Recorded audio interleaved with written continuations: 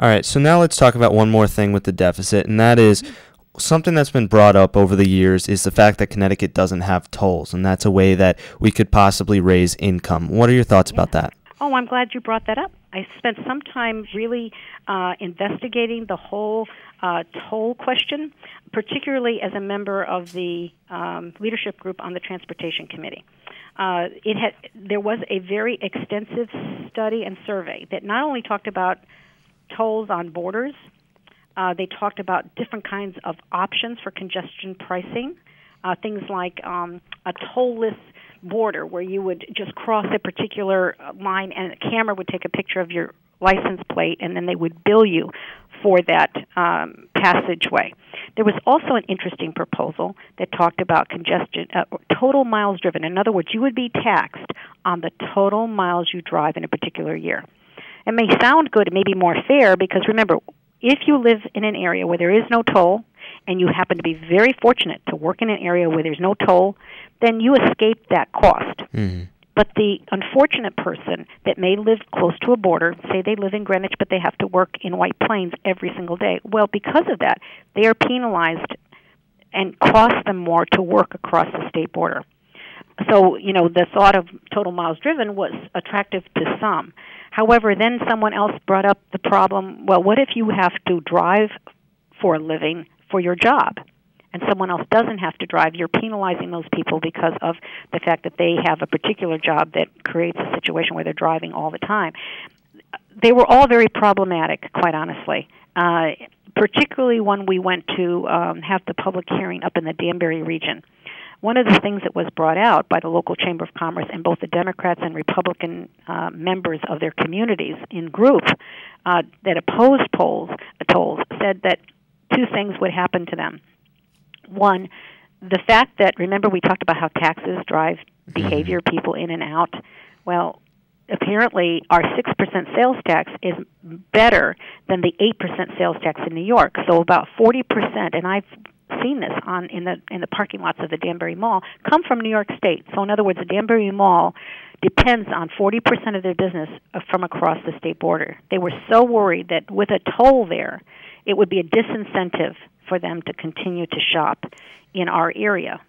So it truly was a problem for them. The other point that was brought out was the avoidance of a toll, that people would be driving along local roads, and they actually had a map of the roads in which people would try to circumvent a toll, and how that would really damage a lot of the quality of life of the community in that region. So there were some pretty big obstacles to this tolling scheme, and again, the issue is that even with Easy Pass, and I use an Easy Pass to go from here to the various states around us, and I'm very, very familiar with them.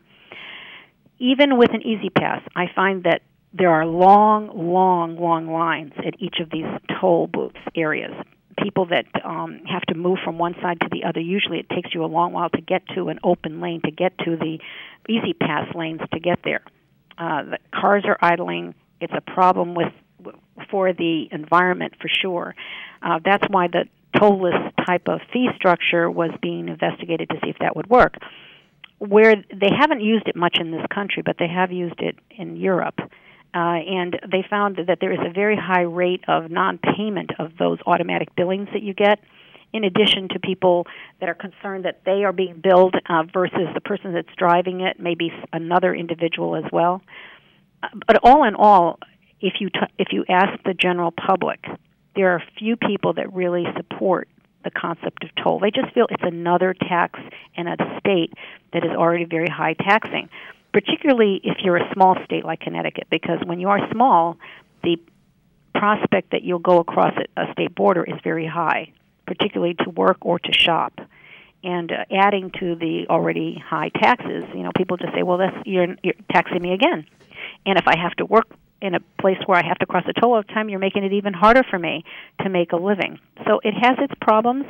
I would say that right now we have a special transportation fund. It's supposed to be dedicated to transportation projects, of which I champion, particularly rails, which are very expensive. Mm-hmm.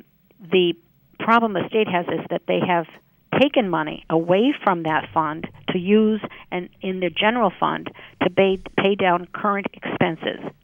Those expenses are too high. We need to reduce them, and we have to stop taking from sources that are dedicated for other purposes, like the transportation fund. Transportation dollars should remain in the transportation fund for those projects. Case in point is when the state routinely underfunded the state teachers' retirement pension fund. And I fought bitterly against it. That's why I was supported so strongly by the retired teachers' organizations of Connecticut last time. And we tried to even put a constitutional amendment to say you cannot take from the teachers' retirement fund to balance a budget that has nothing to do with the teachers. It was very unfortunate. Luckily, that cry was heard, and we put a statute in law in Connecticut that prohibits the state from raiding the teachers' retirement fund. Unfortunately, that is not the case with the state employees' retirement fund, and that was underfunded last session by $100 million. So when we talk about, what do you do to balance the budget, because it affects everything, the key here is not to enact exorbitant new taxes, making Connecticut uncompetitive. You don't borrow against the future or other pools of funds, particularly, this is another topic that the folks may not be aware of. It's a hidden tax. There's a new tax to balance the budget, again, a budget that I opposed, that taxes your electric bill now for the next 8 years. There's a tax on your electric bill. You won't feel it because it was a fee built into your electric bill that was slated to go away this year. There was a fee that was assessed previously to pay for something called stranded costs for electric companies for infrastructure when they passed a deregulation bill. Once that was all paid off to the electric company, that was going away, and the consumer of electricity no longer had to bear that cost. Well, guess what? In the last budget, they decided, well, you know what? We're going to keep that fee in there for no reason at all other than to balance the state budget or its spending. And not only are we going to tax it, keep that tax in there, we're going to keep it in there for 8 years, and we're going to borrow against it for this year, for operating expenses this year. And in order to have that money now, they lost $500 million of future revenues in that scheme. Borrowing against future revenue sources is called securitization. You secure the funds of the future to get money today. And that 8 years' worth of taxes is valued at $1.8 billion, 1.8. But the state got 1.3 to borrow against it for paying operating expenses right now. So in that process, the state actually lost $500 million of future revenues, which, by the way, they shouldn't have put that in place anyway. I think it's fundamentally wrong and irresponsible to take a cost, your electric bill costs, the electricity used, and just attach a fee to it just so that you can pay for a state budget for today.